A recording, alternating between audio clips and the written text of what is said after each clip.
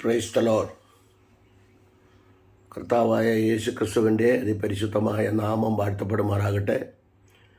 വീണ്ടും ഒരു പ്രാവശ്യം കൂടി കർത്താവായ യേശു ക്രിസ്തുവിൻ്റെ മാറ്റമില്ലാത്ത തിരുവചനവുമായി ദൈവം മുൻപാകെ താണിരിപ്പാൻ ദൈവം ഒരുക്കിയ അവസരത്തെ ഓർത്ത് അടിയൻ നന്ദിയോട് ദൈവത്തെ സ്തുതിക്കുന്നു, സ്തോത്രം ചെയ്യുന്നു. അടിയനെ ഈ വീഡിയോയിൽ കൂടെ ശ്രവിക്കുന്ന എല്ലാ പ്രിയപ്പെട്ടവർക്കും, ജാതി മത സംഘടന വ്യത്യാസമെന്നെ എല്ലാ പ്രിയപ്പെട്ടവർക്കും വീണ്ടും വരുന്ന യേശു ക്രിസ്തുവിൻ്റെ നിസ്തുല്യ നാമത്തിൽ എൻ്റെ സ്നേഹവന്ദനത്തെ പ്രാരംഭമായി അറിയിക്കുന്നു. തിരുവചന ചിന്തയിലേക്ക് കടക്കുവാൻ താല്പര്യപ്പെടുന്നു. വളരെ പ്രാർത്ഥനയോടെ ദൈവവചനം ശ്രവിക്കണമെന്ന് അഭ്യർത്ഥിക്കുന്നു. ഇന്ന് ആർക്കും ഉപദേശം വേണ്ട, വിശുദ്ധി വേണ്ട, വേർപാട് വേണ്ട, ദൈവവചനം ആർക്കും വേണ്ട, ദൈവവചനത്തിൻ്റെ അടിസ്ഥാന ഉപദേശങ്ങൾ ആർക്കും വേണ്ട. ഇങ്ങനെ പല വിധത്തിൽ ഉള്ള കാര്യങ്ങൾ ഓൾറെഡി ഉണ്ട്. എങ്കിലും ദൈവത്തിൻ്റെ പ്രവൃത്തി വെളിപ്പെടുവാൻ നമുക്ക് ദൈവവചന അടിസ്ഥാനത്തിൽ തന്നെ മുന്നോട്ട് പോകാൻ ഇടയാക്കട്ടെ എന്നുള്ള പ്രാർത്ഥനയോടെ, പാട്ട് വേണം, പ്രാർത്ഥന വേണം, ആരാധന വേണം, എല്ലാം വേണമെങ്കിലും, ഉപവാസം വേണം, ഇതെല്ലാം വേണമെങ്കിലും വചനമാണ് ക്രിസ്തു എന്ന് മനസ്സിലാക്കി പ്രാർത്ഥിച്ച് മുന്നോട്ട് പോകുവാൻ ഇടയാകട്ടെ എന്നുള്ള പ്രാർത്ഥനയോടെ എൻ്റെ ഇന്നത്തെ ചിന്താവിഷയം എന്ന് പറയുന്നത് മഹാനിൽ മഹാനായ ദൈവവും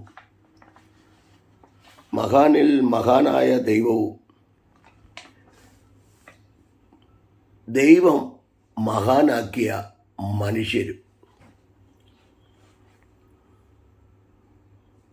തിരുവചന വെളിച്ചത്തിൽ ഒന്ന് രണ്ട് ചിന്തകൾ പറഞ്ഞ് പ്രാർത്ഥിക്കുവാൻ താല്പര്യപ്പെടുന്നു. മഹാനിൽ മഹാനായ ദൈവവും, മഹാന്മാർ ഒരുപാട് പേരുണ്ട്, അതുകൊണ്ട് മഹാനിൽ മഹാനായ ദൈവവും ദൈവം മഹാനാക്കിയ മനുഷ്യരും തിരുവചന വെളിച്ചത്തിൽ പറയുവാൻ താല്പര്യപ്പെടുകയാണ്. അതിന് നമ്മൾ തിരുവെഴുത്തിൽ കൂടെ കടന്നു വരുമ്പോൾ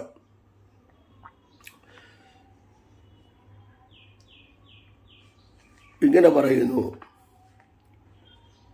സങ്കീർത്തനം 91:14 അവൻ എന്നോട് പറ്റിയിരിക്കിയാൽ ഞാൻ അവനെ വിടുവിക്കും. അവൻ എൻ്റെ നാമത്തെ അറിയുകയാൽ ഞാൻ അവനെ ഉയർത്തും. അപ്പോൾ ദൈവത്തോട് പറ്റിയിരിക്കുന്നവനെ, ദൈവസന്നിധിയിൽ വിശുദ്ധിയോടും വേർപാടോടും ഇരിക്കുന്നവനെ സ്വർഗത്തിലെ ദൈവം ഉയർത്തും. കാരണം താഴ്ചയിൽ നിന്ന് ഉയർത്തുന്ന ദൈവം കഷ്ടതയുടെ ശോധനകളിൽ കൂടെ, പ്രതിസന്ധികളിൽ കൂടെ നമ്മെ ഉയർത്തുന്ന ദൈവമാണ്. നമ്മൾ ഈ ബൈബിൾ എടുത്തിട്ട് ആരെയും ദൈവം താഴ്ത്തിയിട്ടില്ല. യേശു ക്രിസ്തു ആരെയും താഴ്ത്തിയിട്ടില്ല. പക്ഷേ യേശു ക്രിസ്തു എല്ലാവരെയും ഉയർത്തിയിട്ടേ ഉള്ളൂ. അങ്ങനെയാണെങ്കിൽ ആ കർത്താവായ യേശു ക്രിസ്തുവിൻ്റെ വചനം ശ്രദ്ധയോടെ കേൾക്കണമേ എന്ന് താല്പര്യത്തോടെ വിഷയത്തിലേക്ക് കടക്കുന്നു. ഇവിടെ എസ്തേറിൻ്റെ പുസ്തകത്തിലേക്ക് വരുമ്പോൾ, എസ്തേറിൻ്റെ പുസ്തകം നാം പഠിക്കുമ്പോൾ ഇവിടെ കാണുന്ന ചില ചിന്തകൾ എന്താണെന്ന് ചോദിച്ചാൽ, 1 മുതൽ 10 വരെയുള്ള അധ്യായങ്ങൾ വായിച്ചു കഴിഞ്ഞാൽ കറക്റ്റായിട്ട് കാര്യങ്ങൾ മനസ്സിലാവും. എന്നാൽ ഇവിടെ വായിക്കുന്ന തിരുവെഴുത്തെന്ന് പറയുന്നത് എസ്തേറിൻ്റെ പുസ്തകം 9:4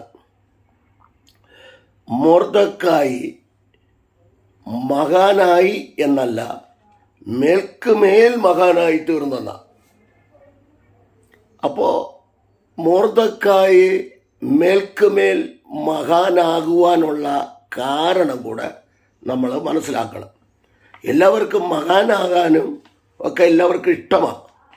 പക്ഷെ ദൈവവചനം പറയുന്നതിനനുസരിച്ച് രജാലകൽക്കന ദൈവവചനം പറയുന്നതിനനുസരിച്ച് മുന്നോട്ട് പോയാൽ ദൈവം മഹാനാക്കും, അത് ഉറപ്പാണ്. ഞാനെൻ്റെ വിഷയത്തിലേക്ക് കടന്നു വരുമ്പോൾ മൊർദെഖായിയുടെ ചരിത്രവും എസ്തേറിൻ്റെ ചരിത്രവും എല്ലാവരും പ്രസംഗിക്കപ്പെടുന്നു എങ്കിലും ഞാൻ അതിലേക്ക് ഒത്തിരി പോകുന്നില്ല. ഒന്ന് രണ്ട് ചിന്തകൾ തരുവാൻ താല്പര്യപ്പെടുകയാണ്. മൊർദെഖായിയെ മഹാനാക്കുവാനുള്ള ഒന്നാമത്തെ കാരണം മുട്ടുമടക്കി ദൈവസന്നിധിയിൽ ഉപവാസവും പ്രാർത്ഥനയുമായി ഇരുന്നതായിട്ട് 1, 2, 3 അധ്യായങ്ങളിലേക്ക് വരുമ്പോൾ നിങ്ങൾക്കറിയാം. 2-ാം അധ്യായത്തിൽ അദ്ദേഹത്തെക്കുറിച്ച് പറയുന്നത് ബിഗ്ദാനും തേരേശും അഹശ്വേരോശ് 127 സംസ്ഥാനം ഭരിക്കുന്ന അഹശ്വേരോശ് രാജാവിനെ തകർക്കുവാൻ നോക്കിയപ്പോൾ മുഴങ്കാലിലിരുന്നവൻ, പ്രാർത്ഥിച്ചവൻ, ദൈവസന്നിധിയിൽ ഇരുന്നവൻ ദൈവത്തോട് നിലവിളിച്ച് കരയുകയും പ്രാർത്ഥിക്കുകയും ചെയ്തപ്പോൾ തനിക്ക് മനസ്സിലായി ബിഗ്ദാനും തേരേശും 127 സംസ്ഥാനം ഭരിക്കുന്ന അഹശ്വേരോശ് രാജാവിനെ തകർക്കുവാൻ പദ്ധതി ഇട്ടിരിക്കുന്നു എന്ന് മനസ്സിലാക്കിയതിനനന്തരം എസ്തേർ രാജ്ഞിയെ അറിയിക്കുകയും എസ്തേർ രാജ്ഞി അത് അഹശ്വേരോശ് രാജാവിനെ അറിയിക്കുകയും ചെയ്തതിനനന്തരം അദ്ദേഹം അത് ദിനവൃത്താന്തത്തിൽ കുറിച്ചു വച്ചു എന്ന് ദൈവവചനത്തിൽ കാണുകയാണ്. ദൈവവചനത്തിൽ കുറിച്ചു വച്ചു എന്ന് ദൈവവചനത്തിൽ കാണുമ്പോൾ മൊർദെഖായി വിചാരിച്ചു ഇപ്പം വല്ലത് കിട്ടും എന്ന് വിചാരിച്ചു. അപ്പോൾ നാം ദൈവത്തിന് വേണ്ടി ഒരാത്മാവിനെ നേടുകയോ സുവിശേഷം അറിയിക്കുകയോ ദേശത്തിന് വേണ്ടി ദൈവദാസന്മാർക്ക് വേണ്ടി ആമേൻ പ്രാർത്ഥിക്കുകയോ ഭരണാധികാരികൾക്ക് വേണ്ടി നാം പ്രാർത്ഥിക്കുകയോ ഒക്കെ ചെയ്യുമ്പോൾ, ജനം മനസ്സാന്തരപ്പെടുവാൻ പ്രാർത്ഥിക്കുമ്പോൾ ചിലപ്പോൾ ഒന്നും കിട്ടിയെന്ന് വരത്തില്ല. ഉടനെ കിട്ടിയാൽ അല്പം മാത്രമേ കിട്ടുകയുള്ളൂ. അതിനൊരു ഉദാഹരണമാണ് യോസഫിൻ്റെ ചരിത്രം. അത് ഞാൻ പിന്നത്തേതിൽ വരികയാണ്. അപ്പോൾ ഒന്നുകൂടെ പറഞ്ഞാൽ ദൈവത്തിൻ്റെ പദ്ധതി നമ്മിൽ വെളിപ്പെടുവാൻ ഹബക്കൂക്ക് പ്രവാചകന്റെ പുസ്തകം 2-ാം അധ്യായം 1-2 വാക്യം 2-3 വാക്യം വായിക്കുമ്പോൾ ദർശനം എഴുതുക, ഓടിപ്പോകുമ്പോൾ വായിക്കുവാൻ തക്കവണ്ണം പലകയിൽ തെളിവായി വരയ്ക്കുക, ദർശനത്തിന് അവധി വച്ചിരിക്കുന്നു, സമാപ്തിയിലേക്ക് ബന്ധപ്പെടുന്നു, അതിനായി കാത്തിരിക്കുക, സമയം തെറ്റുകയുമില്ല, അത് താമസിച്ചാലും അത് നിശ്ചയമായി വരും. അതാണ് സദൃശവാക്യം 23 പറയുന്നു. 23:18 പറയുന്നു, ഒരു പ്രതിഫലം ഉണ്ടാകും നിശ്ചയം, നിന്റെ പ്രത്യാശയ്ക്ക് ഭംഗം വരികയില്ല. അങ്ങനെയാണെങ്കിൽ ദൈവത്തിൻ്റെ പ്രവൃത്തി നമ്മിൽ വെളിപ്പെടേണ്ടതിനായി നാം വിശ്വസ്തയോടെ, വിശുദ്ധിയോടെ, സത്യസന്ധതയോടെ ദൈവനാമത്തിന് വേണ്ടി നിൽക്കുന്നു എങ്കിൽ നിന്ന ഭക്തന്മാരോട് ചോദിച്ചാൽ, പൂർവ്വ പിതാക്കന്മാരോട് നാം ചോദിച്ചാൽ അവർ പറയും, ഞങ്ങൾക്ക് ആർക്കും പെട്ടെന്നൊന്നും കിട്ടിയിട്ടില്ല. എന്നാൽ ഞങ്ങളെ അവസാന ഘട്ടത്തിലേക്ക് വരുമ്പോൾ ഞങ്ങളെ ദൈവം മാനിച്ചു എന്ന് അവർക്ക് പറയുവാൻ കഴിയും. അതാണ് സഭാപ്രസംഗി 7:8 പറയുന്നു, ഒരു കാര്യത്തിൻ്റെ ആരംഭത്തേക്കാൾ അവസാനം നല്ലത്. ഞാൻ ദുബൈയിൽ ഷിപ്പിൽ ജോലി ചെയ്യുമ്പോൾ അവിടെ അവൻ ഇംഗ്ലീഷുകാർ ഇങ്ങനെ പറയുന്ന കേട്ടിട്ടുണ്ട്, in the first impression is the best impression എന്ന്. എന്നാൽ ദൈവവചന അടിസ്ഥാനത്തിൽ അത് തെറ്റാണ്.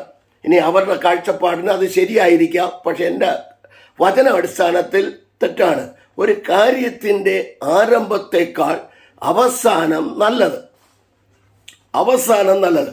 മൊർദെഖായി ദൈവസന്നിധിയിലിരുന്ന് തലയിൽ പൂഴിവാരിയിട്ട് ദൈവസന്നിധിയിലിരുന്ന് നിലവിളിച്ചപ്പോൾ കണ്ട കാഴ്ച, രണ്ടുപേർ രാജാവിനെ തകർക്കുവാൻ പദ്ധതിയിടുന്നു.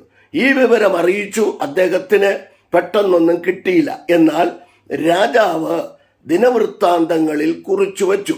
അതാണ് മലാക്കി 3:14 മുതൽ നിങ്ങൾ 18 വരെ വായിച്ചാലും നിങ്ങൾക്കറിയാൻ പറ്റും. പുരോഹിതന്മാർ ചോദിക്കുന്നു, ഞങ്ങൾ കറുപ്പെടുത്ത് നടന്നത് കൊണ്ട് ഞങ്ങൾക്ക് എന്ത് കിട്ടി? ഞങ്ങൾ നിന്റെ മുൻപാകെ ശുശ്രൂഷ ചെയ്തത് കൊണ്ട് ഞങ്ങൾക്ക് എന്ത് കിട്ടി? ദൈവം ഒന്നും മറുപടി പറഞ്ഞില്ല. അവിടെ നിന്ന് കുറെ കഴിഞ്ഞിട്ട് ദൈവം പറയുന്നു, യഹോവ ഭക്തന്മാർ തമ്മിൽ സംസാരിച്ചു, യഹോവ ശ്രദ്ധ വച്ച് കേട്ടു, അവൻ തന്റെ സ്മരണ പുസ്തകത്തിൽ അതിനെ എഴുതി വെച്ചു.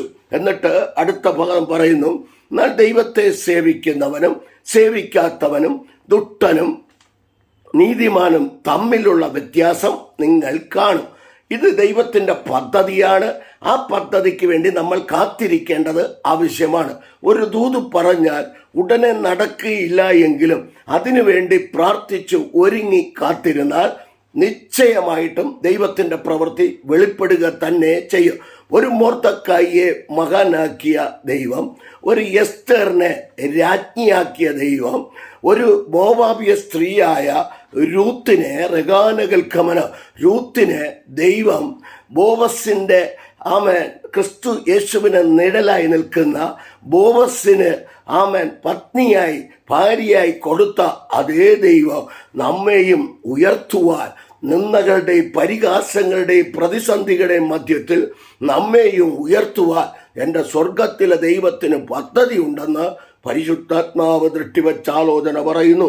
വിഷയത്തിലേക്ക് കടന്നാൽ മൊർദെഖായിയുടെ ചരിത്രം എല്ലാവർക്കും അറിയാം. 1, 2, 3 അധ്യായത്തിൽ പ്രതിസന്ധികൾ നേരിട്ട് നിൽക്കുമ്പോൾ 4:16 പറയുന്നു, ഈ സമയത്ത് മൊർദെഖായി പറയുക, ഹാമാൻ മുദ്രമോതിരം ഇട്ടുകൊണ്ട് 10,000 താലന്ത് വെള്ളി അഹശ്വേരോശ് രാജാവിന് കൊടുത്തിട്ട് മുദ്രമോതിരം ഇട്ടുകൊണ്ട് ദൈവജനത്തിനെതിരെ രേഖ എഴുതി മുദ്രമോതിരം ഇട്ടുകൊണ്ട് നിൽക്കുന്നത് മൊർദെഖായി കണ്ടിട്ട്, മൊർദെഖായി തൻ്റെ ചെറുമകളായ അല്ലെങ്കിൽ മകളല്ല ചെറുമകളായ ചിറ്റപ്പൻ എന്നാ പറയുന്നത്, അങ്ങനെ മകളായ എസ്തേറിനോട് പറയുന്ന ഒരു ദൂതാണ് 4:16. നീ ഈ സമയത്ത് മിണ്ടാതിരുന്നാൽ യഹൂദന്മാർക്ക് മറ്റൊരു സ്ഥലത്തു നിന്ന് ഉദ്ധാരണവും രക്ഷയും ഉണ്ടാകും, എന്നാൽ നീയും നിന്റെ പിതൃഭവനവും നശിച്ചു പോകും. ഇതിനായിട്ടല്ലോ നീ രാജസ്ഥാനത്ത് വന്നിരിക്കുന്നത് ആർക്കറിയാം എന്ന് തിരുവെഴുത്തിൽ കാണുകയാണ്. അപ്പോൾ ഈ ദൂത് കേട്ട ഉടനെ അവർ തോഴിമാരുമായി അവർ ഉപവസിക്കുവാൻ തയ്യാറായി. എല്ലായിടത്തും വിവരമറിയിക്കുവാൻ പറഞ്ഞു. എല്ലാവരും കൂടെ ചേർന്ന് ദൈവസന്നിധിയിൽ യഹൂദന്മാർ പാർത്തിരുന്ന സ്ഥലങ്ങളിലെല്ലാം വിവരമറിയിച്ചു.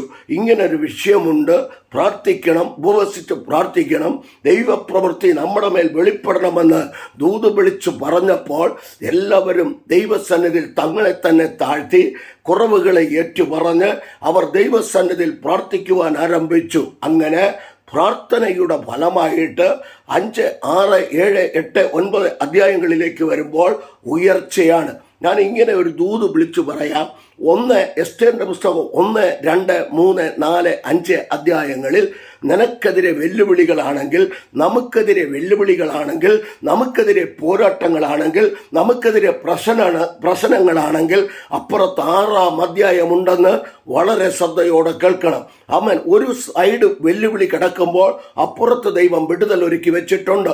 അർത്ഥമന ഘടകക്ഷസി. അതിനുവേണ്ടി നാം ഒരുങ്ങുവാൻ തയ്യാറായാൽ, അതിനുവേണ്ടി ദൈവസന്നിധിയിൽ ഇരിക്കുവാൻ തയ്യാറായാൽ, ദൈവത്തിന്റെ പ്രവൃത്തി ഉണ്ടെന്ന് വിശ്വസിപ്പാൻ തയ്യാറായാൽ, ദൈവത്തിന്റെ പ്രവൃത്തി വെളിപ്പെടുത്തി സ്വർഗത്തിലെ ദൈവം നിങ്ങളെ മാനിക്കുവാൻ ശക്തനെന്ന് പരിശുദ്ധാത്മാവിൽ ദൃഷ്ടിവെച്ച ആലോചന പറയുന്നു. അതരം ജാലകദുര ഘടകക്ഷസി. എന്നെ കേൾക്കുന്ന സഹോദരങ്ങൾ, ദൈവദാസന്മാർ, ജാതിമത ഭേദമെന്നെ സഹോദരങ്ങൾ, സഹോദരിമാർ, എല്ലാ പ്രിയപ്പെട്ടവരോട് എനിക്ക് പറയുവാനുള്ളത്, ദൈവം മഹാനാണ്. അവൻ അദൃശ്യനായ ദൈവമാണ്. ആർക്കും അടുത്തുകൂടാത്ത വെളിച്ചത്തിൽ വസിക്കുന്ന ദൈവമാണ്. അവൻ ഇറങ്ങി വരുന്ന ദൈവമാണ്. നിലവിളിക്കുന്ന ദൈവജനത്തിനു വേണ്ടി ഇറങ്ങി വരുന്ന ദൈവമാണ്. കണ്ണുനീർ തൂകുമ്പോൾ മനസ്സലിയുന്ന ദൈവമാണ്. ദുഃഖിച്ചിരിക്കുന്നവർക്ക് സന്തോഷം കൊടുക്കുന്ന ദൈവമാണ്. സമാധാനമില്ലാത്തവർക്ക് സമാധാനം കൊടുക്കുന്ന ദൈവമാണ്. ആ കർത്താവിൻ്റെ കരങ്ങളിൽ നന്മയെ ഏൽപ്പിച്ച് ദൈവസന്നിധിയിൽ വെച്ച് പ്രാർത്ഥിച്ച് തിരുവചനങ്ങളെ ധ്യാനിച്ച് ഈ പറയപ്പെടുന്ന അധ്യായങ്ങൾ 10 അധ്യായങ്ങൾ വരെ വായിക്കുമ്പോൾ നമുക്കറിയാം. 9-ാം അധ്യായത്തിലെ വാക്യമാണ് നാം വായിച്ചത്. അവിടെ പറയുന്ന മൊർദെഖായി മഹാനായി മേൽക്കുമേൽ മഹാനായെന്ന എന്ന് പറഞ്ഞാൽ 2 വിധത്തിലാണ് അവിടെ മൊർദെഖായി മഹാനാകുന്നത്. ഒന്ന്, രാജ്യത്തിൽ മഹാനായി. 2, ഇസ്രായേൽ ജനങ്ങൾക്ക്, യഹൂദ ജനങ്ങൾക്ക് മഹാനായി. 2 കാര്യമാണ് അവിടെ കിടക്കുന്നത്. 10-ാം അധ്യായത്തിലേക്ക് വരുമ്പോൾ 10:3 വരുമ്പോൾ, എസ്തേറിന്റെ പുസ്തകം 10:3 വരുമ്പോൾ, 9-ാം അധ്യായത്തിലേക്ക് വരുമ്പോൾ അവിടെ കാണാം. ഇവിടെ താഴ്ത്തിക്കളയുന്ന ദൈവമല്ല, നമ്മെ താഴ്ത്തി താഴെയിട്ട് ചവിട്ടുന്ന ദൈവമല്ല, ഉയർത്തുന്ന ഒരു ദൈവം, മഹാനാക്കുന്ന ഒരു ദൈവം.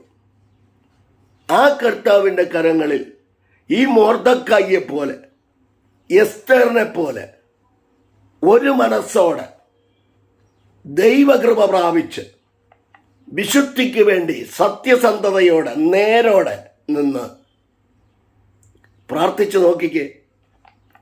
ദൈവം പ്രാർത്ഥന കേൾക്കും.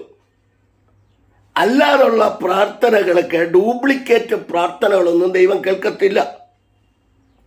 വിലാപങ്ങൾ 3-ാം അധ്യായം അതിൻ്റെ 44-ാം വാക്യത്തിൽ പറയുന്നു, അവരുടെ പ്രാർത്ഥന കടക്കാതെ വണ്ണം അവൻ മേഘം കൊണ്ട് തടയും. തമിഴ് ട്രാൻസ്ലേഷനിൽ വരുമ്പോൾ മേഘം കൊണ്ട് മറയ്ക്കുമെന്ന്. അങ്ങനെയാണെങ്കിൽ സദൃശവാക്യം 28-ന്റെ 8-9 വാക്യങ്ങളിലേക്കാണെന്ന് തോന്നുന്നു വരുമ്പോൾ പറയുന്നു, ന്യായപ്രമാണം കേൾക്കാതെ അനുസരിക്കാതെ നീ പ്രാർത്ഥിച്ചാൽ നമ്മുടെ പ്രാർത്ഥന തന്നെയും യഹോവയ്ക്ക് വെറുപ്പാകുന്നു. അപ്പോൾ ദൈവസന്നിധിയിൽ വന്നവരെ ദൈവം മഹാനാക്കും. 1, ആത്മീയമായി മഹാന്മാരാകും. 2, ദൈവജനത്തിന് നമ്മെ മഹാന്മാരാക്കും. 3, ദേശത്തിന് മഹാന്മാരാക്കും. പക്ഷേ ഇത് ദൈവവചന അടിസ്ഥാനത്തിലായി പറയുന്നത്.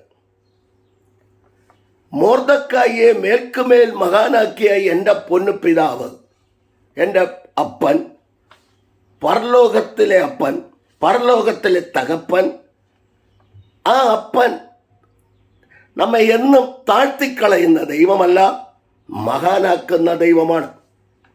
ആ ഭാഗം അങ്ങോട്ട് വായിക്കുമ്പോൾ എതിര് നിന്നവർ പോലും കുമ്പിടത്തക്ക നിലയിൽ ദൈവത്തിൻ്റെ പദ്ധതി അവിടെ വെളിപ്പെടുത്തിയെങ്കിൽ, ബാക്കി ഭാഗം ഞാൻ പിടിക്കുക. ഒരു ഹാമാൻ മൊർദെഖായിക്ക് വിരോധമായി 127 സംസ്ഥാനത്തിലെ യഹൂദന്മാരെ കൊന്നു മുടിക്കുവാൻ പദ്ധതി ഇട്ടു എങ്കിലും തന്ത്രം എന്താന്ന് ചോദിച്ചാൽ, 33:15 സന്തതി ഇവിടം കൊണ്ട് അവസാനിക്കണം. ഇവിടം കൊണ്ട് അവസാനിക്കുവാൻ ഹാമാൻ ഒരുക്കിയ തന്ത്രം അതാണ്. സ്ത്രീകളെയും കുഞ്ഞുകുട്ടികളെയും അടക്കം ഒന്നിനെയും വച്ചേക്കരുത്. പുരുഷന്മാർ, സ്ത്രീകൾ, കുഞ്ഞുകുട്ടികൾ അടക്കം എല്ലാത്തിനെയും കൊന്നുകളയുവാൻ രേഖ എഴുതി കയ്യിൽ വെച്ചുകൊണ്ട് വെല്ലുവിളിക്കുക. പക്ഷേ അതേ രേഖ മൊർദെഖായിയോട് പറയുന്നു, അതിനെ മാറ്റിയിട്ട്, ആ രേഖയെ മാറ്റിയിട്ട് മൊർദെഖായിയോട് പറഞ്ഞു, നീ രേഖ എഴുതിക്കൊള്ളാൻ. അങ്ങനെയാണെങ്കിൽ നമുക്ക് വിരോധമായി എഴുതുന്ന രേഖകളെ മാറ്റി നമ്മളിൽ കൂടെ പ്രവർത്തിപ്പാൻ കഴിവുള്ള മഹാനായ നല്ല കർത്താവ് നമ്മോട് കൂടെ ഉണ്ട്. ഏത് പ്രതിസന്ധിയിലും പ്രതികൂലങ്ങളിലും എല്ലാ താഴ്വരകളിലും വെല്ലുവിളികളുടെ ശുശ്രൂഷയ്ക്കെതിരെ വെല്ലുവിളികളുടെ താഴ്വരയിലും 1 ശമൂവേൽ 17-ാം അധ്യായം പഠിക്കുമ്പോൾ അറിയാം. ശമൂവേൽ 1-ാം പുസ്തകം 17. ശുശ്രൂഷയ്ക്കെതിരെയുള്ള ആത്മീയ യുദ്ധമാണ് 7 താഴ്വര. അവിടെ ഒറ്റയ്ക്ക് യുദ്ധം ചെയ്യേണ്ടി വരും. എല്ലാവരും കൂടെ കൂടി യുദ്ധം ചെയ്യേണ്ട അല്ല, അവിടെ ഒറ്റയ്ക്കാണ് യുദ്ധം. അതുകൊണ്ട് എല്ലാവരും പേടിച്ചു നിന്നു. ദൈവാത്മാവിൽ ഒരു ദൂത് വിളിച്ചു പറയാം. ശദ്രക്, മേശക്, അബേദ്നെഗോവും ദാനിയേലും ദാനിയേൽ പ്രവചനം 2-ാം അധ്യായത്തിൽ ഇവർ ഒരുമിച്ചിരുന്ന് പ്രാർത്ഥിച്ചു. രഹസ്യം വെളിപ്പെട്ടു വരിക. എന്നാൽ 3-ാം അധ്യായം 16 മുതലുള്ള വാക്യം വായിക്കുമ്പോൾ തീച്ചൂള വന്നപ്പോൾ അവിടെ ശദ്രക്, മേശക്, അബേദ്നെഗോ മാത്രമേ ഉണ്ടായിരുന്നുള്ളൂ. ദാനിയേൽ അവിടെ ഇല്ല. എന്നാൽ 6-ാം അധ്യായത്തിൽ സിംഹങ്ങളുടെ ഗുഹ വന്നപ്പോൾ ദാനിയേലിനെതിരെ രേഖ എഴുതി സിംഹങ്ങളുടെ ഗുഹ വന്നപ്പോൾ അവിടെ ശദ്രക്, മേശക്, അബേദ്നെഗോ ഇല്ല, ദാനിയേൽ മാത്രമേ ഉള്ളൂ. എന്താണ് ഇതിൻ്റെ ആത്മീയ അർത്ഥം എന്നാണ്? ആത്മീയ അർത്ഥം എന്ന് പറയുന്നത്, ചിലപ്പോൾ കൂടെ പ്രാർത്ഥിക്കാൻ ആൾക്കാർ കാണും, എൻ്റെ ഒരു ആത്മീയ ചിന്തയാണ്. എന്നാൽ പ്രാർത്ഥന എന്ന് പറയുന്നത് വ്യക്തിപരമാണ്. അതിന് മാതൃക യേശു ക്രിസ്തുവാണ്. ഞാനിങ്ങനെ പോയാൽ എനിക്ക് 2 ചിന്തകളോട് തരണം. അപ്പോൾ യേശു ക്രിസ്തുവാണ്. നിങ്ങൾ തോട്ടത്തിൽ നോക്കിക്കേ. യോഹന്നാന്റെ സുവിശേഷം 18-ാം അധ്യായം 1, 2, 3 വാക്യങ്ങൾ വരുമ്പോൾ യേശു ക്രിസ്തു ഗത്സമന തോട്ടത്തിലേക്ക് പോവുകയാണ്. 3 മൊത്തത്തിൽ 11 പേർ. യൂദ മാറിപ്പോയി. 11 പേർ. 8 പേർ തോട്ടത്തിന് വെളിയിൽ നിൽക്കുന്നു, 3 പേർ അകത്ത് നിൽക്കുന്നു, തോട്ടത്തിനകത്തിരിക്കുന്നു. യേശു ക്രിസ്തു ഒരു അൻപൻ പാട് മാറി യേശു ക്രിസ്തു മുന്നോട്ട് മാറി പ്രാർത്ഥിക്കുകയാണ്. അത് മർക്കോസിന്റെ സുവിശേഷമൊക്കെ അറിയാം. കവിണ്ണ് വീണ് കിടന്ന് പ്രാർത്ഥിച്ചെന്ന. അപ്പോ എന്താണ് വെളിയിൽ നിന്ന 8 പേർ? എന്താണ് അകത്തിരിക്കുന്ന 3 പേർ? എന്താണ് യേശു ക്രിസ്തുവിൻ്റെ പ്രാർത്ഥന? 3 കാര്യം ഓടിച്ചു പറഞ്ഞാൽ അവിടെ നിർത്തുന്നു. ആമേൻ. മെസ്സേജ് നിർത്തുന്നില്ല, ഈ ഭാഗം നിർത്തുന്നു. 1, 8 പേർ വെളിയിൽ നിൽക്കുന്ന, തോട്ടത്തിൽ വെളിയിൽ നിൽക്കുന്നവർ, ഇതിനകത്ത് തോട്ടത്തിനകത്ത് എന്ത് നടക്കുന്നു എന്ന് നോക്കി നിൽക്കുന്നവർ. 3 പേർ ഉറങ്ങുന്നവർ. സഭയ്ക്കകത്ത് ഉറങ്ങുന്ന പുള്ളികളാണ്, മെസ്സേജ് കൊടുക്കുമ്പോൾ ഉറങ്ങുന്ന പുള്ളികളാണ് പത്രോസിൻ്റെയും യാക്കോബിൻ്റെയും യോഹന്നാൻ്റെയും ആത്മാവ്. 3 പേർ ഉറങ്ങുന്നു. യേശുക്രിസ്തു മാറിയിരുന്ന് പ്രാർത്ഥിക്കുന്നു. പരീക്ഷയിൽ അകപ്പെടാതിരിപ്പാൻ ഉണർന്നിരുന്ന് പ്രാർത്ഥിപ്പീൻ എന്ന് പറഞ്ഞിട്ട് ഇവർ ഉറങ്ങി. ചെന്നിട്ട് കർത്താവ് പറഞ്ഞു, ഉറങ്ങിക്കൊള്ളാൻ പറഞ്ഞു. ഈ ഭാഗം അവിടെ നിർത്തുന്നു. എന്നാൽ ഉറങ്ങിയവൻ വാളെടുത്ത് വെട്ടി. പക്ഷേ പ്രാർത്ഥിച്ചവൻ ആ മുറിച്ചിട്ട കാതിനെ എടുത്ത്, മൽക്കോസിന്റെ വലത് കാതെടുത്ത് അവനെ ഒട്ടിച്ചു. എന്ന് പറഞ്ഞാൽ ഉറങ്ങുന്നവൻ വെട്ടിമുറിക്കും, ആത്മീയ ഉറക്കം ഉള്ളവൻ വെട്ടിമുറിക്കും, വേദനിപ്പിക്കും, കരയിപ്പിക്കും, ബുദ്ധിമുട്ടിക്കും. പക്ഷെ പ്രാർത്ഥിക്കുന്നവൻ മുറിവ് കെട്ടും. യോബിന്റെ പുസ്തകം 5:19 അവൻ മുറിവേൽപ്പിക്കുകയും, 5:18 തോന്നുന്നു, 18-19 വായിച്ചാൽ മതി. അവൻ മുറിവേൽപ്പിക്കുകയും മുറിവ് കെട്ടുകയും ചെയ്യുന്നു, ചതയ്ക്കുകയും തൃക്കൈ കൊണ്ട് പൊറുപ്പിക്കുകയും ചെയ്യുന്ന ദൈവം.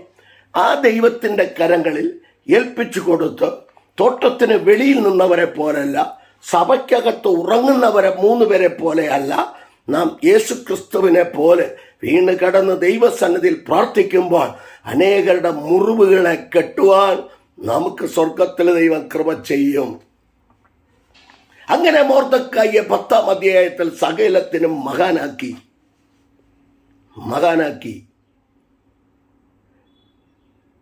അപ്പോ ഉയർത്തുന്ന ദൈവം, മഹാനാക്കുന്ന ദൈവം. അതിന് നമ്മൾ ഇത്രയും അധ്യായം 10 അധ്യായം പഠിക്കും. അതിൽ നിന്നാണ് ചെറിയ ചിന്തകൾ തന്നത്. 2ാമത്തെ വിഷയം എന്ന് പറയുന്നത് യോസഫ് തന്നെയാണ്. യോസഫിന്റെ വിഷയം നമ്മൾ പഠിക്കുമ്പോൾ നമുക്കെല്ലാവർക്കും അറിയാം, യോസഫിനെ കുറിച്ച് ഒരു തെറ്റുമില്ല എന്നാ എല്ലാവരും പ്രസംഗിക്കുന്നത്. പക്ഷെ ഞാൻ അങ്ങനെ പ്രസംഗിക്കാറില്ല. കാരണം നീതിമാൻ ആരുമില്ല, ഒരുത്തൻ പോലും ഇല്ല എന്ന് ദൈവവചനം അനുശാസിക്കുന്നത് കൊണ്ട് അങ്ങനെ പറയാറില്ല. ദൈവത്തിൻ്റെ ദൃഷ്ടിയിൽ നീതിമാനില്ല, എല്ലാവരും കുറവുള്ളവരാണ്. യോസഫിന്റെ കേടിനെ കുറിച്ച് ഇതിനു മുമ്പ് ഞാനൊരു വീഡിയോ ഇട്ടിരുന്നു. ആമോസ് പ്രവാചകന്റെ പുസ്തകം 6-ാം അധ്യായം 6-ാം വാക്യത്തിൽ പറയുന്നു, നിങ്ങൾ കലശങ്ങളിൽ വീഞ്ഞു കുടിക്കുകയും വിശേഷ തൈലം പൂശുകയും ചെയ്യുന്നു. യോസഫിന്റെ കേടിനെ കുറിച്ച് വ്യസനിക്കുന്നില്ലതാണ്. എന്താണ് യോസഫിന്റെ കേട്? ചിലരൊക്കെ പറഞ്ഞു കേട്ട് പൊട്ടക്കിണറ്റിൽ വീണപ്പോള്ള കേട്. അവിടെയും ഒരു കേടും പറ്റിയിട്ടില്ല. ഓക്കെ, ഞാൻ അതിലേക്ക് കിടക്കുന്നില്ല. പൊട്ടക്കിണറ്റിലിട്ടു എന്നുള്ളത് ശരി തന്നെയാണ്. അത് ഇട്ടവർ തന്നെ പൊക്കി കയറ്റുകയും ചെയ്തു. ഒരു കേടുമില്ല, കാലിനോ കൈക്കോ ഒരു കേടുമില്ല. 3 കേടാണ് എന്നെ ചിന്തിപ്പിക്കുന്ന ദൈവവചന അടിസ്ഥാനത്തിലുള്ള 3 കേടുകളുണ്ട്. ഒന്ന്, ഉൽപ്പത്തി പുസ്തകം 37:1 മുതൽ 5 വരെയുള്ള ഭാഗങ്ങൾ നിങ്ങൾ വായിക്കുമ്പോൾ അവിടെ കാണാൻ സഹോദരന്മാരോട് കൂടെ ചേർന്ന് നിന്നിട്ട് അവിടുത്തെ കാര്യമെന്ന് അപ്പനോട് പറയുക. ചിലരും അങ്ങനെയാണ്. നമ്മൾ ആത്മീയ സഹോദരന്മാർ ചേർന്ന് നിന്നിട്ട് അപ്പൻ്റെ എന്ന് പറഞ്ഞാൽ സഹോദരൻ അവിടെ പറയുന്ന കാര്യങ്ങളെ എല്ലാം എന്ത് ചെയ്യുക, വിളിച്ച് നാട്ടുകാരോട് മുഴുവനും പറയുക. അങ്ങനെയുള്ളവരുണ്ട്. ഇവിടെ യോസഫ് നാട്ടുകാരോട് പറഞ്ഞില്ല, സഹോദരന്മാരുടെ കാര്യം മുഴുവൻ എന്ത് ചെയ്തു, നേരെ ചെന്ന് അപ്പനോട് പോയി പറഞ്ഞു. അപ്പന് വയസ്സാം കാലത്ത് കിട്ടിയ മകനായതുകൊണ്ട് ഇച്ചിരി സ്നേഹം ഉണ്ടായിരുന്നു. അവനൊരു അങ്കി വാങ്ങിച്ചു കൊടുത്തു. പോട്ട് അതിലേക്ക് കിടക്കുന്നില്ല, അത് വേറെ വിഷയം. അപ്പോൾ വളരെ ശ്രദ്ധിക്കണം. ഒന്നാമത്തെ തെറ്റ്, അതിനൊരു എൻ്റെ ഭാഷയിൽ പറഞ്ഞാൽ ഇവിടെ നടക്കുന്ന കാര്യം അവിടെ പോയി പറയുന്നത് നുണയെന്നാണ്. 20:19 സാദൃശ്യവാക്യം, നുണയനായി നടക്കുന്നവൻ രഹസ്യം വെളിപ്പെടുത്തുന്നു, വിശ്വസ്ത മാനസനോ കാര്യം മറച്ചു വയ്ക്കുന്നു. ഇതാണ് വചനം. അപ്പോൾ ഒന്നാമത്തെ വിഷയം. രണ്ടാമത്തെ വിഷയം എന്ന് പറയുന്നത് മനുഷ്യനിൽ ആശ്രയിച്ചു എന്ന് പറഞ്ഞാൽ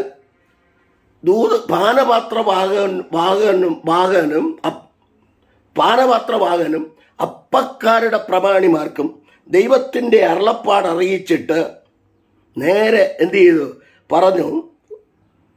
ഉൽപ്പത്തി പുസ്തകം 40:14 ഇങ്ങനെ പറയുന്നു, ഇദ്ദേഹം ദൂതെല്ലാം കൊടുത്തിട്ട് എൻ്റെ കാര്യം കൂടെ നീ ശുഭമായിരിക്കുമ്പോൾ എൻ്റെ കാര്യം കൂടെ ഫറവനോട് പറയണം. അതുവരെ ദൈവത്തിൽ ആശ്രയിച്ചു നിന്ന ദർശനമുള്ളവൻ മനുഷ്യനിൽ ആശ്രയിച്ചു. 118-ാം സങ്കീർത്തനം 8:9, മനുഷ്യനിൽ ആശ്രയിക്കുന്നതിനേക്കാൾ യഹോവയിൽ ആശ്രയിക്കുന്നത് നല്ലത്. പ്രഭുക്കന്മാരിൽ ആശ്രയിക്കുന്നതിനേക്കാൾ യഹോവയിൽ ആശ്രയിക്കുന്നത് നല്ലത്. അങ്ങനെയാണെങ്കിൽ ദൈവത്തിൽ ആശ്രയിച്ച്, ദൈവത്തിൽ ശരണം പ്രാപിച്ച്, ദൈവകൃപ പ്രാപിച്ച് ആത്മനിറവോടെ നിൽക്കുന്ന ഒരു ഭക്തനെ സ്വർഗത്തിൽ ദൈവം മഹാനാക്കും. കുറവുകളുണ്ട് അനുദിനം ഏറ്റുപറഞ്ഞ് കണ്ണുനീരൊഴുക്കി ദൈവവചനത്താലുള്ള ശുദ്ധീകരണം യോഹന്നാന്റെ സുവിശേഷം 15:3, നിങ്ങൾ ഇപ്പോൾ കേട്ട വചന നിമിത്തം ശുദ്ധിയുള്ളവരാകുന്നു. എഫെസ്യർ 5:26, അവൻ അവളെ വചനത്തോടുകൂടിയ ജലസ്നാനത്താൽ വെടിപ്പാക്കി. അങ്ങനെയാണെങ്കിൽ വചനത്താൽ ശുദ്ധീകരണമുണ്ട്. യേശുക്രിസ്തുവിന്റെ രക്തത്താൽ ശുദ്ധീകരണമുണ്ട്. ഇപ്പോൾ വചനത്താൽ ഒരു ശുദ്ധീകരണമാണ് വേണ്ടതെന്നാ. രക്ഷിക്കപ്പെട്ട് സ്നാനമെടുത്തവർക്ക് വചനത്താൽ ശുദ്ധീകരണം വേണമെന്നാണ് ഞാൻ പറയാറുള്ളത്. മറ്റേത് യോഹന്നാൻ എഴുതിയ 1-7 പറയുന്നു, അവരുടെ സകല പാവവും പോക്കി രക്ഷിക്കപ്പെടുന്നതിന് മുമ്പുള്ള കാര്യമാണ്. യെശയ്യാ 1:18 കൂടെ ചേർത്ത് പഠിക്കുമ്പോൾ അതാണെന്നാണ് എനിക്ക് തോന്നുന്നത്. എന്നാൽ ഇപ്പോൾ വചനപ്രകാരം ഒരു ശുദ്ധീകരണം നടക്കണം.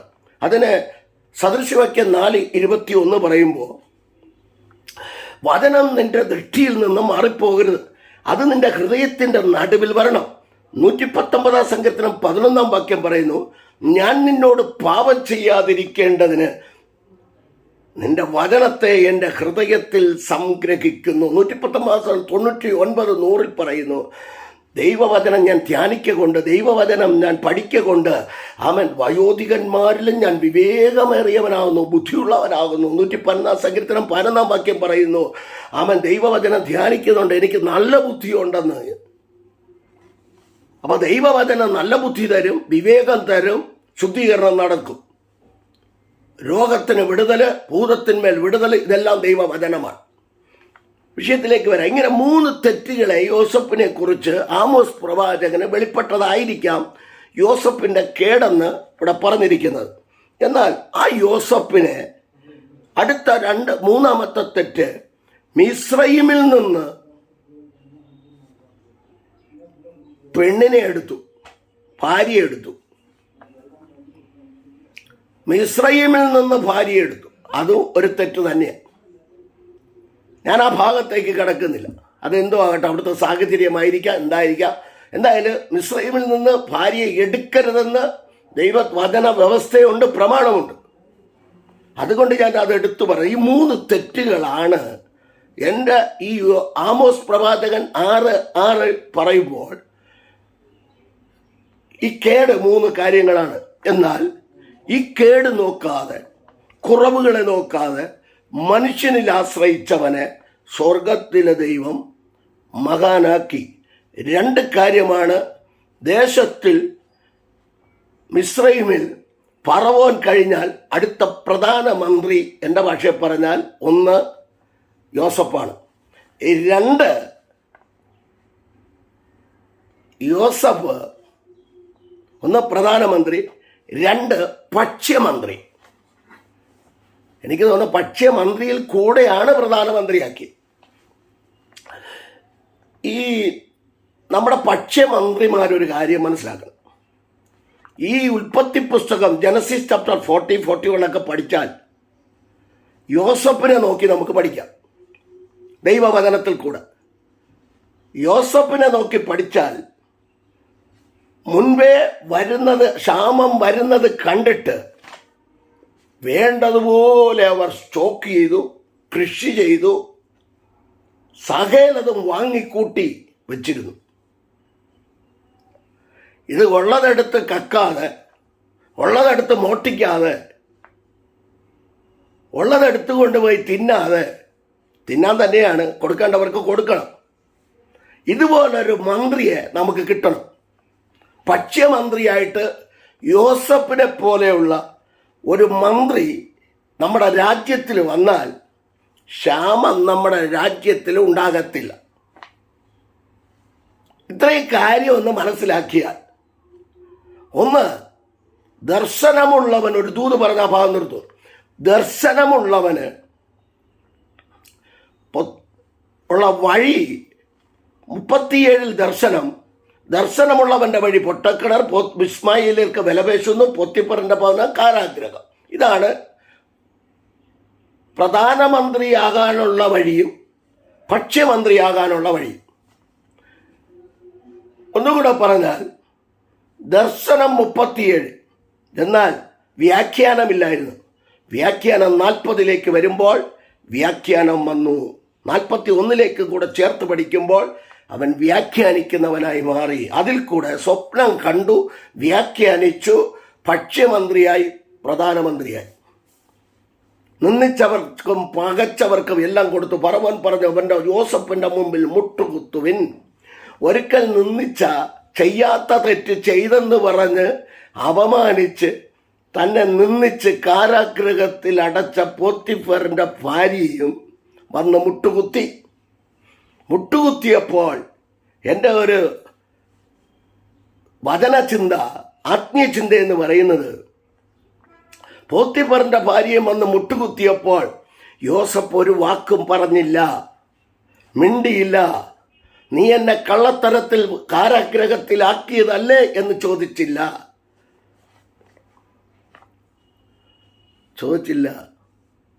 അതിൻ്റെ കാരണം ചോദിച്ചാൽ അന്ന് അവിടെ കൊണ്ട് തീരും. പക്ഷെ ആയുഷ്കാലം മുഴുവനും യോസഫിനെ കാണുമ്പോൾ ഉരുകി ഉരുകി ഉരുകി തട്ടിപ്പോവും. അത്രയും മാത്രമേ പറയുന്നുള്ളൂ. ചെയ്യാത്ത തെറ്റ് ചെയ്തെന്നും പറഞ്ഞ് തന്നെ അപമാനിച്ചിട്ടും ഒരു വാക്ക് പറയാതെ എല്ലാവർക്കും കൊടുക്കുന്നത് പോലെ ധാന്യം അവരും വന്ന് വാങ്ങേണ്ടി വന്നു. പക്ഷെ ഒരു വാക്കും പറഞ്ഞില്ല. നമ്മളാണെങ്കിൽ കുറേ അതും ഇതും വിളിച്ചു, വായിൽ വരുന്നത് മുഴുവനും വിളിച്ചു പറയും. ഇല്ലാത്ത കാര്യം വിളിച്ചു പറയും, ഉള്ള കാര്യമല്ല, ഇല്ലാത്ത കാര്യം വിളിച്ചു പറഞ്ഞ് വേദനിപ്പിക്കും. അങ്ങനെ യോസഫിനെ ദൈവം മഹാനാക്കി. നമ്മുടെ സബ്ജക്റ്റ് മഹാനിൽ മഹാനായ ദൈവവും ദൈവം മഹാനാക്കിയ മനുഷ്യരും. ദൈവം മഹാനാക്കണമെങ്കിൽ ദൈവസന്നിധി ദൈവവചന അടിസ്ഥാനത്തിൽ നിൽക്കണം. ആവർത്തനം 28-1 മുതൽ 14 വരെ വായിക്കുമ്പോൾ അനുഗ്രഹങ്ങളുടെ പട്ടികയാണ്. പക്ഷെ 1-ാം വാക്യം, നിന്റെ ദൈവമായ യഹോവയുടെ വാക്ക് നീ ശ്രദ്ധയോടെ കേട്ട് ഇന്ന് നിന്നോട് ആജ്ഞാപിക്കുന്ന സകല കൽപ്പനകൾ. നമ്മൾ സായിക്ക് ഷാ ചേർക്കും. ഈ ശകലം ചേർത്തിട്ട് നമ്മൾ അനുഗ്രഹത്തിന് പോകും, കിട്ടൂല. സകല കൽപ്പനകളും പ്രമാണിച്ച് നടന്നാൽ ഈ അനുഗ്രഹങ്ങളെ നമുക്ക് കിട്ടും. ഇല്ലാത്തവർക്ക് ശാപം താഴെ കിടപ്പുണ്ട്. അടുത്തതായിട്ടൊരു ചിന്ത എന്ന് പറയുന്നത്, ഒന്ന്, ദാനിയേലിന്റെ വിഷയം. ദാനിയേലിനെ ഞാനവിടെ നിർത്തുക. ദാനിയേലിനെയും സ്വർഗത്തിലെ ദൈവം ബാബേലിൽ സകലർക്കും പ്രധാനിയാക്കി. ദാനിയേലിനെ ദൈവം മഹാനാക്കി. ദാനിയേലിനെ ദൈവം മഹാനാക്കി. 4:9, 7 മുതൽ 9 വരെ വായിക്കുക. അപ്പോൾ നമുക്ക് മനസ്സിലാവും. 5:12 പറയുന്നു മന്ത്രവാദി ശ്രേഷ്ഠനെന്ന. മന്ത്രവാദികൾക്ക് ശ്രേഷ്ഠനാ ഒരു ദൈവമൈതൽ. ഈ 2 ഭാഗം വായിക്കുമ്പോൾ ദാനിയേലിനെ ദൈവം മഹാനാക്കി. അപ്പോ ദാനിയേലിനെ ദൈവം മഹാനാക്കിയതിൻ്റെ പിന്നിൽ ഒത്തിരി കാര്യങ്ങളുണ്ട്. 1-ാം അധ്യായത്തിൽ അവരുടെ പേര് മാറ്റി ബേൽസസറനാക്കി. ബേൽസസർ അല്ല, ബേൽത്ത് എന്നുള്ള പദം വരുന്നത്. ബേൽത്ത് സസർ. അവരുടെ രാജാവിൻ്റെ, അവരുടെ ദേവന്റെ നാമം കൂടെ ചേർത്തുകൊണ്ട് ദാനിയേലിന് ഒരു പേരിട്ടു. അതുപോലെ മറ്റു 3 പേർക്കും പേരിട്ടു. പേര് മാറ്റി, വസ്ത്രം മാറ്റി, ഒന്നും വേണ്ടിയില്ല. ഭക്ഷണകാര്യം വന്നപ്പോൾ പറഞ്ഞു, ഞങ്ങളിത് കഴിക്കത്തില്ല. ദേവന്റെ മുൻപിൽ, ബാൽ എന്ന ദേവന്റെ മുൻപിൽ കൊണ്ടുവന്ന് പൂജ നടത്തി വയ്ക്കുന്ന ഭക്ഷണം ഞങ്ങൾ കഴിക്കില്ല. അതുകൊണ്ട് ഞങ്ങൾക്കുള്ള ഭക്ഷണം ഇന്നത് തന്നാൽ മതി എന്ന് പറഞ്ഞ് ഭക്ഷണത്തോട് അവർ എതിർത്തു. വസ്ത്രം പറഞ്ഞപ്പോൾ ബർമുടയായിരിക്കാം, പക്ഷേ എതിർത്തില്ല. പേര് മാറ്റിയപ്പോൾ അവർ വേറൊന്നും പറഞ്ഞില്ല. എങ്കിലും അവരുടെ ദേവന്റെ നാമത്തിനോടനുബന്ധിച്ചുള്ള പേര് പറഞ്ഞിട്ടും ഒന്നും പറഞ്ഞില്ല.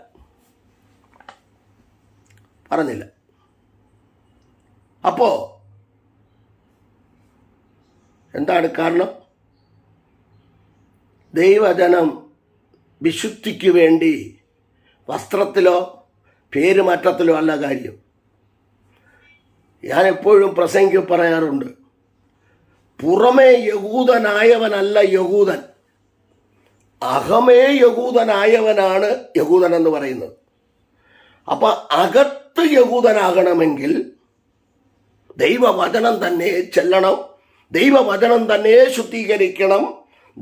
വചനം തന്നെ മാർക്കോസ് 7:20-21 വചനപ്രകാരം അകത്ത് കിടക്കുന്നതിനെ പുറത്ത് കളയണം. ഇതാണ് ചെയ്യേണ്ടത്.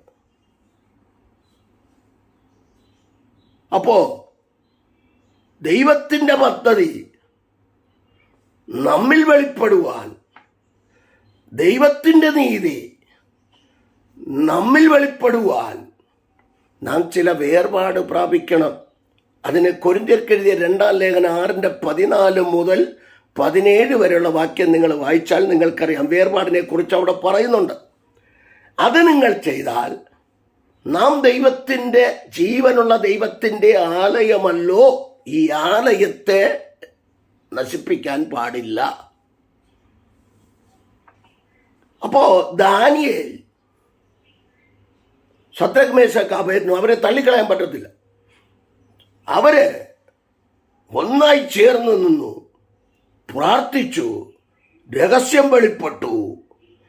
മന്ത്രവാദി ശ്രേഷ്ഠന്മാർക്ക് വെളിപ്പെടാതെ കിടന്നത് ദാനിയേലിന് വെളിപ്പെടുത്തി കൊടുത്തതിനനന്തരം യോസേപ്പിനെ കുറിച്ച് ഫറവോൻ പറയുന്ന ഒരു പദമുണ്ട്, ഈ ദൈവാത്മാവുള്ള ഒരു മനുഷ്യൻ ഭൂതലത്തിലെങ്ങും കാണത്തില്ല. ഒരു ഫറവോനാണ് പറഞ്ഞതെന്ന് കൂട്ടിക്കൊണ്ട് നമ്മളെക്കുറിച്ച് ആരാ പറയുന്നത് അവന് ദൈവാത്മാവ് ഉണ്ടെന്ന്? ദൈവാത്മാവ് ഉള്ളവനെയും പരിഹസിക്കും. ശരി, പോട്ടു. അപ്പോ വളരെ ശ്രദ്ധിക്കേണ്ടത്, ഇവിടെയും വിശുദ്ധ ദേവന്മാരുടെ ആത്മാവ് ദാനിയേലിൽ ഉണ്ടെന്നാണ് നെബൂഖദ്നേസർ രാജാവ് പറയുന്നത്.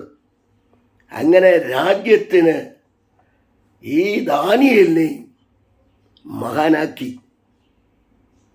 ഒരുപാട് കാര്യങ്ങളുണ്ട്. കുറ്റിക്കാട്ടിൽ മാതാപിതാക്കൾ ഉപേക്ഷിച്ച് തള്ളപ്പെട്ടവൻ രാജാവായില്ലേ? സങ്കീർത്തനം 27:10 പറഞ്ഞു, എൻ്റെ അപ്പനും അമ്മയും എന്നെ ഉപേക്ഷിച്ചു, എങ്കിലും യഹോവ എന്നെ ചേർത്തുകൊള്ളും. ശമൂവേൽ 1-16 വീട്ടിലൊരു ഫംഗ്ഷൻ നടക്കുമ്പോൾ ഇളയ 8ാമത്തെ പുത്രൻ കാട്ടില, നല്ലൊരു വസ്ത്രമില്ല, ഒന്നുമില്ല, കാട്ടിൽ കിടക്ക് ആടുകളെ മേയിച്ചുകൊണ്ട്. പക്ഷെ ഉത്തരവാദിത്തം ഉണ്ടായിരുന്നു. ഉള്ളത് തിന്നു കുടിച്ച് കിടന്നെങ്കിലും ഉത്തരവാദിത്തത്തോടെ ആടുകളെ പിടിച്ചു കൊണ്ടുപോകാൻ വന്നപ്പോൾ, കരടി സിംഹം വന്നപ്പോൾ അതിനെ വേട്ടയാടി അതിനെ അടിച്ചു കൊന്ന് ആടുകളെ ജീവനോടെ രക്ഷിച്ചെന്നത്. ഇന്ന് ഉള്ള ആടുകളുടെ ജീവനെ ഇല്ലായ്മ ചെയ്യുന്നത്. ആത്മീയ ജീവനില്ല. ഇന്നത്തെ ആടുകൾക്ക് ജീവനില്ല, ആത്മീയ ജീവനില്ല. അവിടെ ആടുകളെ ജീവനോടെ രക്ഷിച്ചെന്നാ. അപ്പോൾ നമ്മുടെ ആടുകൾക്ക്, ആത്മാക്കളാകുന്ന വിശ്വാസികളാകുന്ന ആടുകൾക്ക് ആത്മീയ ജീവൻ ഉണ്ടാകണം, ആത്മീയ വർധന ഉണ്ടാകണം, ആത്മീയ കൃപാവരങ്ങൾ ഉണ്ടാകണം. കാരണം നമുക്ക് ആ നിത്യതയിലേക്ക് പോകണ്ടേ, ആ നിത്യത നമുക്ക് പ്രാപിക്കണ്ടേ, ഒരു ഒരുക്കം വേണ്ടേ? കർത്താവ് ഏത് സമയത്തും വരാം.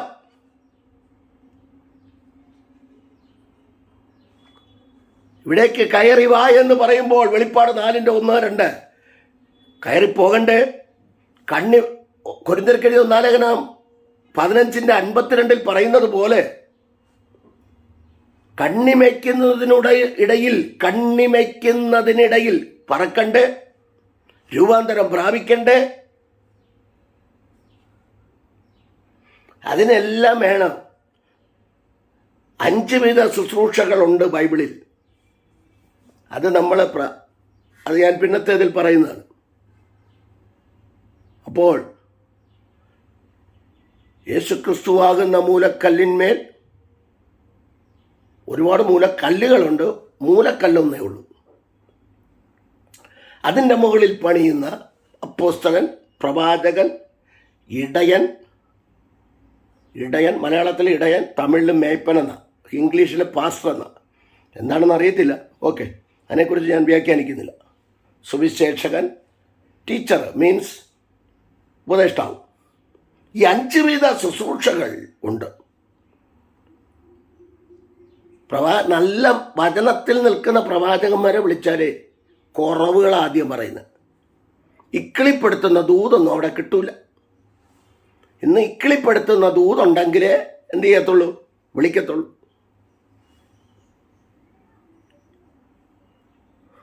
അവസാനം ഇക്കിളിയും അക്കിളിയും കൂടെ അവിടെ നിന്ന് പറക്കും. ഇക്കിളിയും അക്കിളിയും കൂടെ പറക്കുമെന്ന് ബാക്കി പറയുന്നില്ല. അതുകൊണ്ട് പറഞ്ഞിട്ടുണ്ട്, അതുകൊണ്ട് പറയുക. അപ്പോൾ ഒരു കാര്യം മനസ്സിലാക്കേണ്ടത്, ഇക്കിളിപ്പെടുത്തുന്ന ദൂതിൽ വേണ്ട, എൻ്റെ കുറവുകളെ വെളിപ്പെടുത്തി. ഇന്ന് മരിച്ചാൽ നീ എവിടേക്ക് പോകും, സ്വർഗത്തിലോ നരകത്തിലോ? ഈ ഒരു ചോദ്യം നമ്മുടെ ഉള്ളിൽ ഇരിക്കട്ടെ. ഈ ഒരു ചോദ്യം നമ്മുടെ ഉള്ളിൽ ഇരിക്കട്ടെ. ഇന്ന് ഞാൻ മരിച്ചാൽ എനിക്ക് ഭയമില്ല. ഞാൻ എപ്പോഴും പറയും, മരണത്തെ ഭയമേ ഇല്ല. നല്ല ആരോഗ്യത്തോടെ എടുക്കുമ്പോൾ എടുക്കണം. വചനം പ്രസംഗിച്ചുകൊണ്ട് നിൽക്കുമ്പോൾ ദൈവം എന്നെ എടുക്കണമെന്നാണ് പ്രാർത്ഥിക്കുന്നത്. അപ്പോൾ ഒരു കാര്യം വളരെ ശ്രദ്ധിച്ചോണം, ദൈവം താഴ്ത്തുന്ന ദൈവമല്ല, ഉയർത്തുന്ന ദൈവമാണ്. കുറ്റിക്കാട്ടിൽ കിടന്നവനെ, എല്ലാവരും ഉപേക്ഷിച്ചവനെ, തള്ളപ്പെട്ടവനെ, ഒരു ഫംഗ്ഷൻ നടന്നിട്ട് വീട്ടിൽ വിളിക്കാത്തവനെ, കുറ്റിക്കാട്ടിൽ ഉപേക്ഷിച്ചവനെ പട്ടണത്തിൽ ദൈവം മാനിച്ചില്ലേ? കീറിയ വസ്ത്രമായിരിക്കും കുറ്റിക്കാട്ടിൽ കിടന്നപ്പോൾ ഉണ്ടായിരുന്നത്. രാജവസ്ത്രം ധരിപ്പിച്ചില്ലേ എൻ്റെ അപ്പൻ? രാജാവാക്കിയില്ലേ? 40 വർഷം യഹൂദയെ, ഇസ്രായേലിനെ ഒന്നായി ഭരിക്കുവാൻ ദൈവം കൃപ കൊടുത്തില്ലേ? ശൗലും 40 വർഷം ഭരിച്ചു, 2 കൂട്ടരെയും കൂടെ. പക്ഷേ ഒരു കാര്യം, 2 വർഷമേ ആത്മാവ് ഉണ്ടായിരുന്നുള്ളൂ. ബാക്കി മുഴുവനും പ്രവാചകന്മാരെയും ദൈവദാസന്മാരെയും പുരോഹിതന്മാരെയും ശമൂവേൽ 1:21 പറയുന്നത് പോലെ അവൻ എല്ലാത്തിനെയും വെട്ടിക്കൊന്നു മുടിക്കുക, അഭിഷക്തനെ ഓടിക്കുക, നായയെപ്പോലെ പേപ്പട്ടിയെപ്പോലെ ഓടിക്കുക. വാളും കൊണ്ട് നടന്ന അവസാനം വാളിൽ തന്നെ വീണു. ശമൂവേൽ 1:31. ഒരർഹതയില്ലാത്തവനെയും രാജാവാക്കി ദൈവം. ബെന്യാമിൻ ഗോത്രത്തിന് രാജഭരണം കൊടുക്കാമെന്ന് പറഞ്ഞിട്ടില്ല, പക്ഷേ അവനെയും രാജാവാക്കി. അതൊക്കെ ഞാൻ വീഡിയോയിൽ ഇട്ടിട്ടുണ്ട്. എങ്കിലും ഞാൻ പറയുക, നമ്മളെ ഉയർത്തുന്ന ദൈവം. എത്ര പേർക്ക് ഈ ദൂത് ഏറ്റെടുത്ത് പ്രാർത്ഥിക്കാൻ കഴിയും? ഈ ദൂത് ഏറ്റെടുത്ത് പ്രാർത്ഥിക്കുക. ഒരുപാട് പേരെ മഹാനാക്കിയതും ഒരുപാട് പേരെ ദൈവം ഉയർത്തിയതും ദൈവവചനത്തിലുണ്ട്. നിങ്ങൾക്ക് ഒരുപാട് കർത്താവായ യേശുക്രിസ്തു പറഞ്ഞ ഒരുപാട് പറഞ്ഞു കഴിഞ്ഞാൽ നിങ്ങൾക്ക് ഗ്രഹിക്കുവാൻ കഴിയത്തില്ല. അതുകൊണ്ട് ഞാനിവിടെ നിർത്തി. ഈ 3 പേരെ നോക്കിക്കേ, അവരുടെ ജീവിതം നോക്കിക്കേ. അതിനൊന്നും നമ്മൾ തയ്യാറല്ല. എങ്ങനെയെങ്കിലും എൻ്റെ കാര്യം നടക്കണം, എൻ്റെ കടഭാരം മാറണം, എൻ്റെ കുഞ്ഞുങ്ങളെ നല്ലപോലെ പഠിപ്പിച്ച് അവരെ ജോലിക്കാക്കണം, എനിക്ക് സുഖമായിട്ട് ജീവിക്കണം. ഇത്രയൊക്കെ ഉള്ളൂ. മിക്കവാറും പേർക്ക് അത്രേ ഉള്ളൂ. പക്ഷേ ഞാൻ പറയുന്നത് അങ്ങനല്ല. നാം ദൈവനാമത്തിന് വേണ്ടി ഓടണം, അധ്വാനിക്കണം, കഷ്ടപ്പെടണം, ആത്മാക്കളോട് സുവിശേഷം പറയണം, ഗ്രാമങ്ങളിലേക്ക് കടന്നു ചെല്ലണം, ദൈവത്തിൻ്റെ പ്രവൃത്തി അവരോട് പറയണം. ഒരെണ്ണം മനസ്സാന്തരപ്പെട്ടാൽ മുഴു ലോകത്തെക്കാളും വിലയേറിയതല്ലേ? അതുകൊണ്ട് ആ ഒരു അവസ്ഥയിലേക്ക് നമ്മൾ മുന്നോട്ട് പോകണം. മൊർദെഖായിയുടെ കാര്യം പറഞ്ഞു. 2 ഒരുപാട് പേരുടെ കാര്യം ബൈബിളിലുണ്ട്. 2 യോസഫ്, 3 ദാനിയേൽ. ഇവരുടെയൊക്കെ ജീവിതം പഠിക്കണം ആദ്യം. അവരെ ബാബയിലായിരുന്നെങ്കിലും സാഹചര്യത്തിൽ കുടുങ്ങിക്കിടന്നെങ്കിലും ബാലിൻ്റെ ദൈവത്തെ അവർ ആരാധിച്ചില്ലല്ലോ.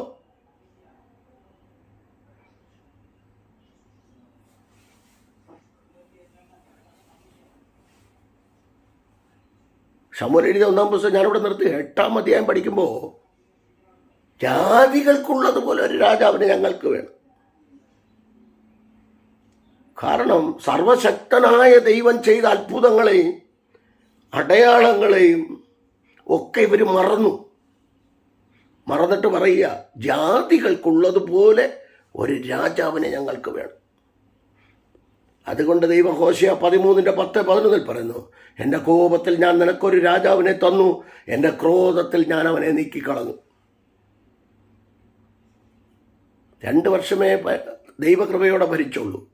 38 വർഷം പണ്ട് പറഞ്ഞതും പറഞ്ഞുകൊണ്ടിരിക്കുക. ഇപ്പോഴും പണ്ട് പറഞ്ഞ അന്യഭാഷയും പറഞ്ഞുകൊണ്ട് ഇപ്പോഴും ഇരിക്കുക. 38 വർഷമായിട്ട് ആ കുളക്കരയിൽ കിടന്നവൻ പറഞ്ഞതുപോലെ, കുളത്തിലാക്കുവാൻ ആരുമില്ല, കുളമാക്കുവാൻ പലരുമുണ്ട്. കുളത്തിലാക്കുവാൻ ആരുമില്ല, കുളമാക്കുവാൻ പലരുമുണ്ട്. കുളത്തിലാക്കുവാൻ ആരുമില്ല, കുളമാക്കുവാൻ പലരുമുണ്ടെന്ന് പറഞ്ഞതുപോലെ പുള്ളി 38 വർഷമായിട്ട് അതാ പറഞ്ഞുകൊണ്ട് നടന്നത്. പുള്ളിക്ക് അത് മാത്രമേ അറിയത്തുള്ളൂ. ഇന്നും അതുപോലെയാ. പണ്ട് പറഞ്ഞ അന്യഭാഷയും പണ്ട് പറഞ്ഞ വചനവും അത് മാത്രമേ ഉള്ളൂ. ഞാനാരെയും കുറ്റം പറയുന്നതല്ല. പുതുഭാഷകളിൽ മർക്കോസ് 16:17 പറയുന്നു, പുതുഭാഷകളിൽ അവർ സംസാരിക്കും. ആ പുതുഭാഷകൾ എന്തി? യേശുക്രിസ്തു ചോദിച്ചില്ലേ, ഇപ്പോൾ പിടിച്ചത് വല്ലതുമുണ്ടോ? യോഹന്നാന്റെ സുവിശേഷം 21 അധ്യായം എന്ന് പറഞ്ഞാൽ ചകള പഴുത്തതിനെ ഇതിനെയൊന്നും വേണ്ടാന്ന്. ദൈവകൃപയില, അല്ലാതെ യെശയ്യാ 46:4 പറയുന്നു, വൈശ്യ എന്നവരോട് പറയുന്നത്, ഞാൻ വാർദ്ധക്യം വരെ ഞാൻ അനനീയൻ തന്നെ, നിന്നെ നരയ്ക്കുവോളം ഞാൻ ചുമക്കും. ആ കർത്താവിൻ്റെ കരങ്ങളിൽ നമ്മളെ ഏൽപ്പിച്ചു കൊടുക്കാം. ആ കർത്താവ് നമുക്ക് വേണ്ടി പ്രവർത്തിക്കട്ടെ. നമ്മുടെ കടഭാരമാണോ, രോഗമാണോ, പ്രതിസന്ധികളാണോ, ഏത് തലമുറകളെക്കുറിച്ചുള്ള ഭാരമാണോ, അതിന്മേൽ ദൈവപ്രവൃത്തി വെളിപ്പെടട്ടെ. ഈ തിരുവെഴുത്തുകൾ നിങ്ങൾക്കൊരു അനുഗ്രഹത്തിനും വിടുതലിനും നിങ്ങളുടെ തലമുറകളെ മഹാനാക്കി മാറ്റട്ടെ, പ്രധാനമന്ത്രിയാക്കി മാറ്റട്ടെ, ഭക്ഷ്യമന്ത്രിയാക്കി മാറ്റട്ടെ. യോസഫിനെ പോലെ ബാബേലിൽ മറ്റ് അന്യരാജ്യങ്ങളിൽ തലമുറകൾ ഏറ്റവും ദാനിയേലിനെ പോലെ ഉന്നത പദവിയിൽ വരട്ടെ. യോസഫിനെ പോലെ മറ്റ് രാജ്യങ്ങളിൽ ഉന്നത പദവിയിലേക്ക് നമ്മുടെ തലമുറകൾ വരട്ടെ. അതിനുവേണ്ടി നമുക്ക് പ്രാർത്ഥിക്കാം. കണ്ണുകളടയ്ക്കാം. ഈ തിരുവചനങ്ങളാൽ ദൈവം നമ്മെ അനുഗ്രഹിക്കട്ടെ. കണ്ണുകളടയ്ക്കാം, പ്രാർത്ഥിക്കാം. പരിശുദ്ധ നല്ല പിതാവേ, അവിടുത്തെ കരങ്ങളിലേക്ക് അടിയനെ സമ്പൂർണ്ണമായി സമർപ്പിക്കുന്നു. അടിയനൊന്നുമില്ല എന്ന് ഒരിക്കൽ കൂടി സമ്മതിക്കുന്നു. തിരുവചനത്തിന് മുൻപിൽ അടിയനെ താഴ്ത്തുന്നു. മറിയ പറഞ്ഞു, ഇതാ അടിയൻ അങ്ങയുടെ ദാസി, അങ്ങയുടെ ഹിതം എന്നിൽ ഭവിക്കട്ടെ. അങ്ങയുടെ ഹിതമല്ലാതെ ഒന്നും ചെയ്യുവാൻ അടിയനെ അനുവദിക്കരുത് എന്ന് പ്രാർത്ഥിക്കുന്നു. കർത്താവിൻ്റെ അടിയനെ ഈ വചനത്തിൽ കൂടെ അടിയൻ പറഞ്ഞ, അടിയൻ്റെ നാവിൽ കൂടെ പറഞ്ഞ, അവിടുന്ന് തന്ന തിരുവെഴുത്തിൽ കൂടെ അടിയനെ ശുദ്ധീകരിക്കണം.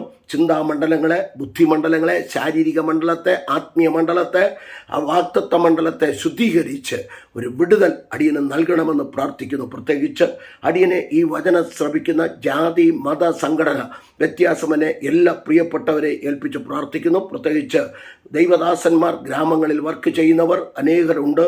പട്ടിണിയിലും പ്രയാസത്തിലും ഇരിക്കുന്നവരുണ്ട്. പ്രതിസന്ധികളിൽ കൂടെ കടന്നു പോകുന്നവരുണ്ട്.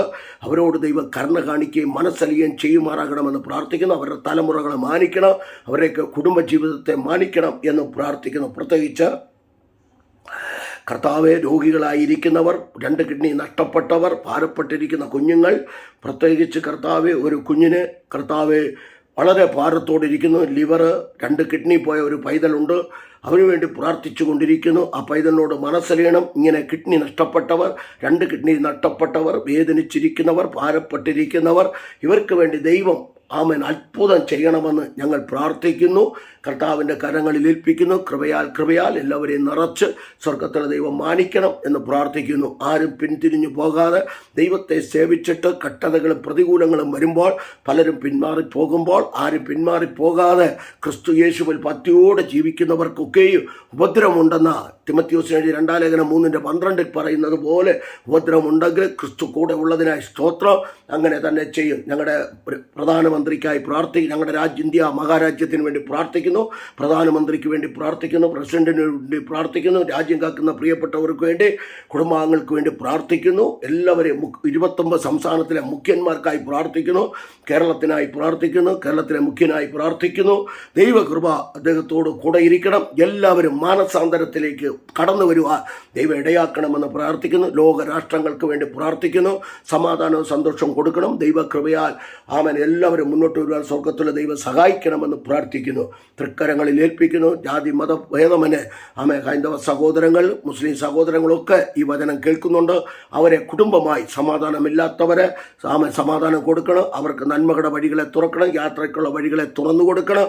ദൈവകൃപ കൊണ്ട് എല്ലാവരെയും പൊതിയണമെന്ന് അടിയൻ പ്രാർത്ഥിക്കുന്നു. ദൈവകൃപയാൽ എല്ലാവരെയും നിറച്ച് ഒരു മാനസാന്തരത്തിലേക്ക് വരുവാൻ ദൈവം സഹായിക്കണം.